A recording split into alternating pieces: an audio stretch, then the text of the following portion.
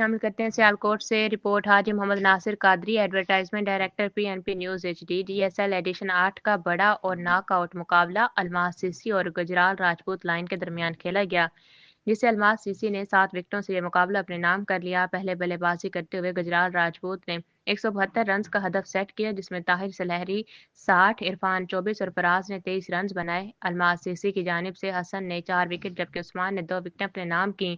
ہدف کے تعاقب میں الماس CC کے رنز مشین کھلاڑی ریحان یاسر اور متین جلد پویلین واپس لوٹے۔ ان کے بعد وکٹ پر آمد ہوئی فاروق مرزا اور ملک فہیم مسٹر پاکستان کی، جنہوں نے اپنی ٹیم کو مشکلات سے نکالتے ہوئے ایک بڑا مقابلہ اپنے نام کروایا۔